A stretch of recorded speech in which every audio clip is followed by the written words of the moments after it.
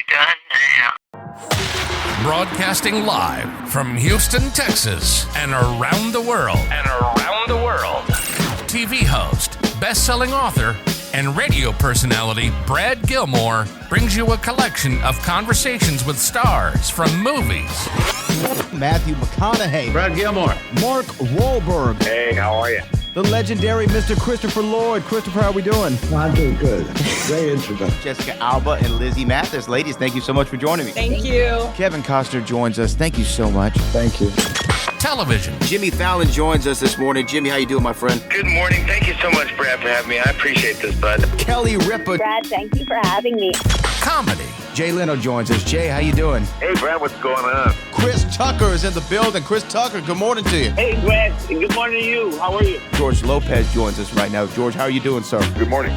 Music. Lola Monroe. Thank you. Thank you for having me. The legendary frontman of AC/DC, Brian Johnson, joins us right now. Brian, how you doing? Good morning, Brad. What looking to talk, you me funny lad. Megan Trainor. Thank you so much, Brad. You're awesome. Chloe Bailey joins us. I appreciate the time. Appreciate you.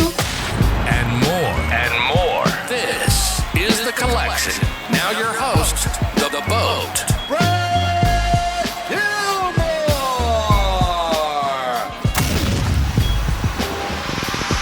And he's joining me right now to talk about the new book, The Viper, a fast-paced thriller of family bonds and deadly conspiracies. The author himself was back on the program, Mr. Brad Meltzer. Brad, how are you, sir?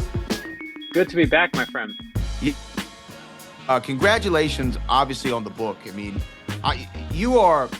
look, I don't know how you would feel about this, but how do you feel about the word prolific? Because I feel like it's an apt description of your output. It's incredible how much that you're able to get out, especially a novel. How do you feel about that word?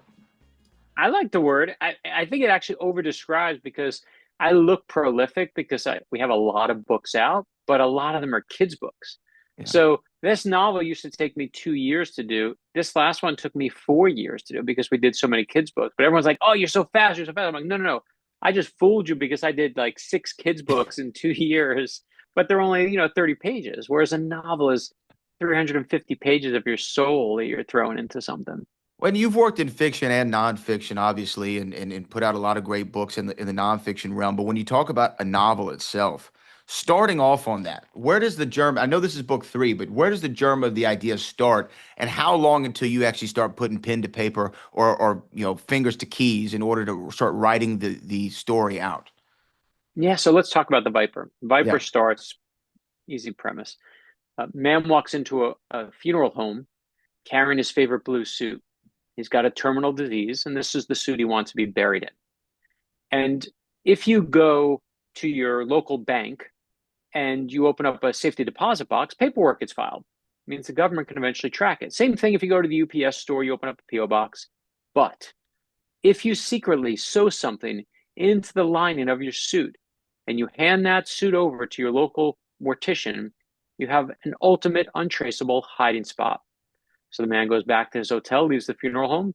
There's a guy with a gun waiting, says, where is it? Man says, I don't know what you're talking about. Shoots the man dead. That suit's still in the funeral home. You won't believe what's hidden inside it or who's about to find it. And that's chapter 1 of The Viper, right? That's the plot.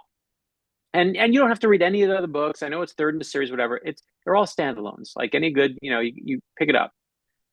And that's the start of it. But that's the plot. And then you got to add some research, and then you got to add your soul. And we can talk about each of those one by one, but that's the nugget that I begin with. So you start with that, and then where does that come from, though? So is it just you're trying to figure out where you want to go into the next thing? Do you see a story? Do you read something? Is there a piece of information in a book or a documentary where you find out about where this I get mortician? that from? Yeah, I mean, I was in a funeral home. I everything's research. So I was like, okay, let me see if I'm going to write about a mortician, because I was kind of obsessed with what is this job? I went to a funeral home. Guys walking me around the funeral home. Usually you go to a funeral home and it's not for the right reason. You don't want to be there. Sure. I'm there in the bright of day. And the guy, he shows me, here's where the caskets are. Here's where the urns are. Here's where the bone saws are. And you're like, okay, that's creepy. But he passes one door that has a giant padlock on it. I'm immediately like, what's in there? The one place we can't go. And he says, oh, you're going to like this. And he takes out a key, opens up the padlock, door swings wide.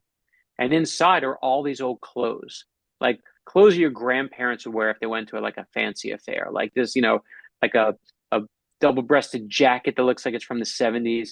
There's a sequin gown that your grandmother wore to the big wedding. And he said to me, if you're old and you have no family, people pick out what they want to be buried in. And there's also like Jets jerseys in there. There's a guy with a cowboy hat because he says, my ex-wife hates this hat so much, make sure she sees me buried in it in the coffin. Like one last knife to his wife. Like people are crazy. But Brett, I see that. And on that day, I was like, this is the best hiding spot I've ever seen. It's the only thing you can't trace anymore. And so I play with that. Right. Then I just add what I like in terms of kind of the bigger research. Like I'm like, what am I obsessed with? I've taken readers into the tunnels below the White House. I've taken them into the labyrinth below the Capitol. But this book, I was like, I want to know more about witness protection. I've never done witness protection before. One of the hardest things I've ever researched. And if you think of witness protection, what do you think of? You think of the mob, right? You think of the end of Goodfellas. You think of like Tony Soprano, and that's what witness protection was actually created for. Take down the mob, have mobsters testify against other mobsters, then you go and hide him. And that's the big group that's in witness protection, a bunch of mobsters. And it works. It actually works. But it doesn't mean that crime was done, right? It just means mobsters' power went down. But other things took its place. So suddenly the big group that was in witness protection were gang members because gangs started to thrive. And then 9/11 happened and we started chasing terrorists. Terrorists became one of the biggest groups in there. You want to know who one of the biggest groups in witness protection is now? Who's that? It's accountants, right? Because information is king, data is king. And I love the fact that when you read The Viper, this thriller, you'll never look at witness protection the same way again. Well, it's a fascinating subject to think about because I guess inherently witness protection is meant to be non-researchable, right? and it's meant to be. That's the thing, by definition, save the people's lives. But again, that's I'm going to give you a more real answer than just like, I can keep telling you all the things I research to try and impress you and make you go like, wow, Brad's got it all figured out. But here's the honest truth. The last thing that I put in The Viper as a novel, the very last line that went in there, was the first thing you read in there. There's an opening quote right before chapter 1 starts. And it's a quote that says, I don't believe in closure. I'm not sure we ever really get over anything. When I read that quote, it's just like, boom, it was like knocked me in the chest, right? Like a harpoon. I was like, why is that hitting me so hard? And I traced it back actually to my dad of all things. And my dad was kind of like this ball of chaos. And when I write a book, I don't really know every single thing I'm putting in it. It's when I'm done with it that I'm like, what's bothering me throughout this whole book? Because what's bothering me eventually bothers the characters. We can only be ourselves. And my dad, I'll say it this way. I don't think I was going to tell this story, but I'll tell it. So when I was in college, graduating my senior year at the University of Michigan, I went to register for classes senior year. And they said to me, you can't register, you're kicked out. So what do you mean? They said, your bills haven't been paid. I'm like, oh, Dad. My dad was just, he didn't have a great education, always bad with money. And they send me downstairs to the registrar. This nice woman down there is like, you know what I can do? Let me see if I can get you a really fast loan, a 1% loan, so you can at least graduate on time. Just sign here. She gives it to me right there. Quicksand that I'm sinking in suddenly becomes solid ground again. Figure it out. Graduate. The year I graduate, I switched my home address. Now all my mail from my real house is coming, from our home is coming to me now. And what quickly comes in the mail to me is $40,000 of credit card debt from credit cards, not a single one that I opened. That's how he was paying for my college. You know those ads they give to college kids saying, hey, sign up, man, we'll give you credit. My dad signed up for every single one of them in my name illegally. And he was trying to pay my bills. And it was a terrible plan because a credit card is a 22 to 25% interest rate. He could have had a 1% loan. So the thing's doubling and he's just sinking under the debt of it. And they tell me the only way that I can get out of it is I got to testify against my father. It's fraud. And I got to, basically it's illegal. And I'm like, I'm not ratting out my own dad. So we make deals with each credit cards. We pay them some overtime, And once again, quicksand becomes solid ground. But eventually you keep getting hit in the back of the head by surprise. You start looking over your shoulder. Here's the part I couldn't see in the story. Is my dad and I said this story at his funeral. When he was little, my grandmother and my uncle told me these stories, and my dad did too. When my dad was little, he used to get beat up by his own dad, who was a boxer in the military. And I know my dad used to jump in front of his little brother and take the hits for him so his younger brother won't get hit. I know he jumped in front of his own mother so my grandmother won't get hit. And I couldn't see that that's what my dad was doing for me. He was trying to take the hits, the financial hits for me, so I wouldn't have to take them, so I could become the first in my immediate family to go to a 4-year college and actually get out. But I couldn't see that detail because I was so focused on my point of view of the world, which was, you're just messing up my crap, Dad. You're just making so much headache for me that shouldn't be there. I couldn't see his good intention. And to me, what I finally realized right in this book, and I'm sorry to go on a little bit, but I felt like I wanted to give you an honest answer and not just a fast, trick one, is that closure is overrated. And to me, what you have to do is love yourself for who you are. Love your good parts and love your bad parts. Love your crazy relatives as well as the good ones. And that's what The Viper as a book gave me. And I didn't plan it. It's like what I saw over time. It gave me some forgiveness for my dad. Every character in the book is fighting with their past, looking at the past. And that's what's in the novel. That's an amazing story. Thank you for sharing that. I really do appreciate it. Only because I know you, dude. I haven't, it just felt like, it's true. That's the truth. Well, and you know what? I mean, look, when I started writing stuff, the oldest, piece of advice they give you in writing, right, is write what you know. And obviously if you have felt it and you've experienced it firsthand, it's going to bleed through.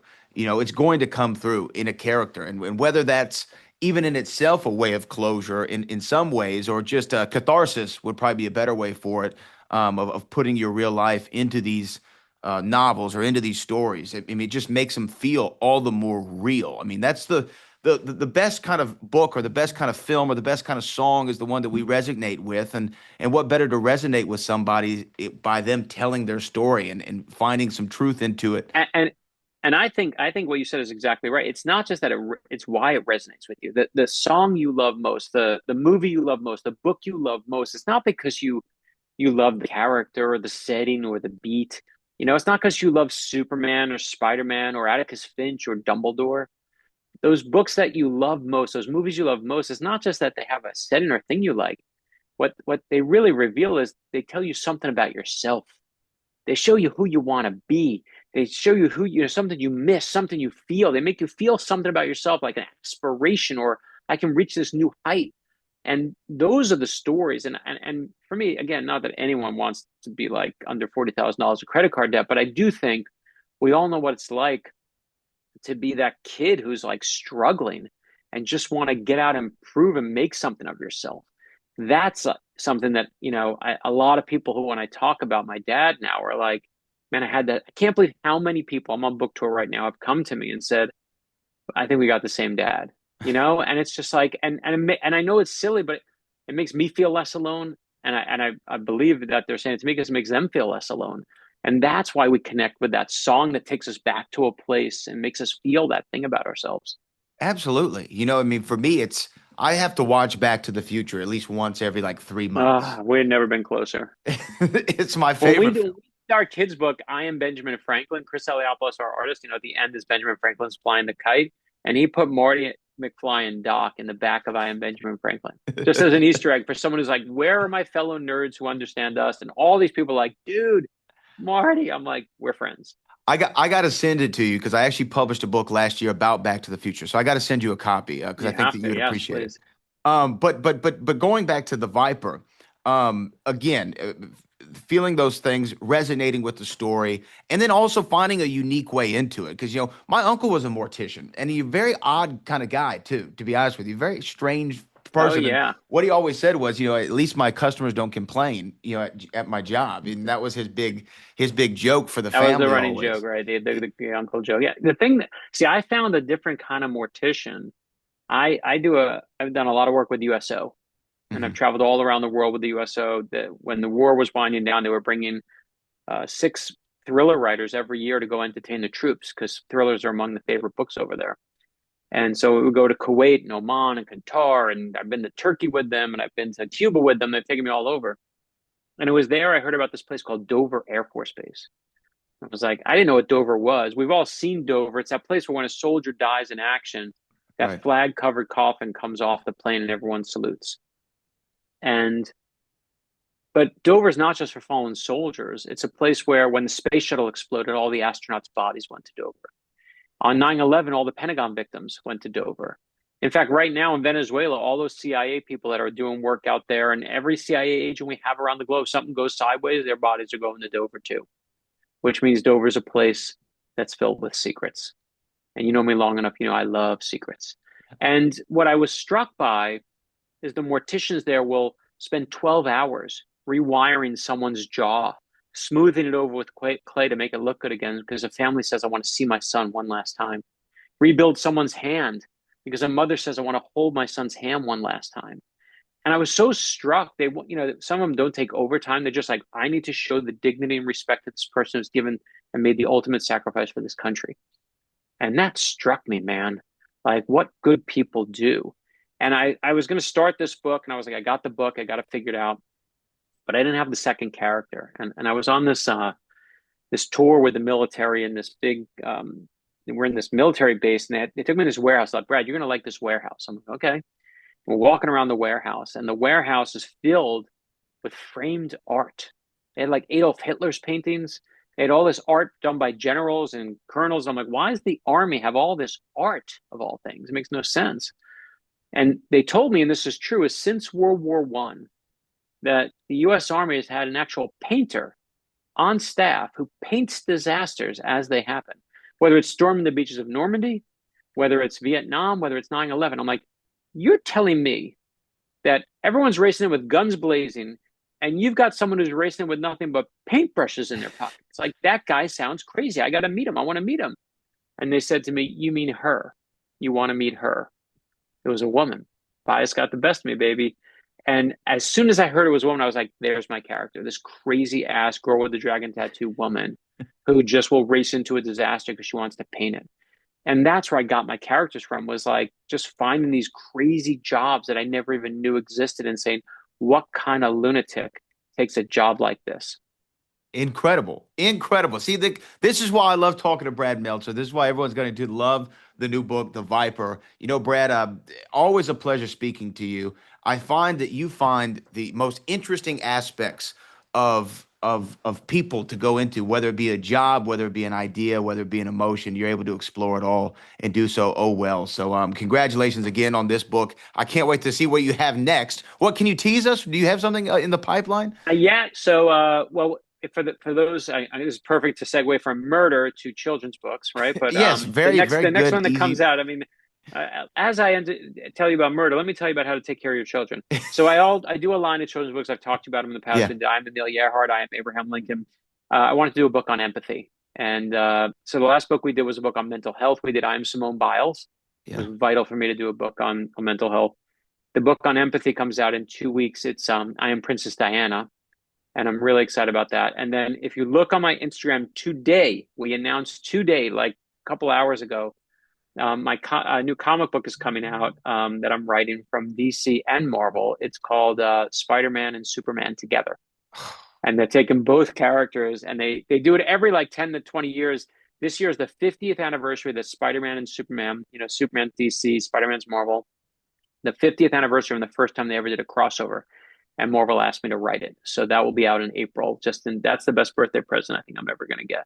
I cannot wait to read that. I mean, I was also such a fan when Stan Lee did his run of comic books with DC, where he reimagined. Oh yeah, Batman Stan Lee imagines, of course, yeah. No, I mean, and I obviously anyone who knows me knows I love this stuff, and so the fact I get to do like the Viper and then do Princess Diana and then do Superman and Spider-Man, like what? Like my wife was like, when did you become Forrest Gump? Like she was just like, you are just doing such crazy ass, like all over the map things.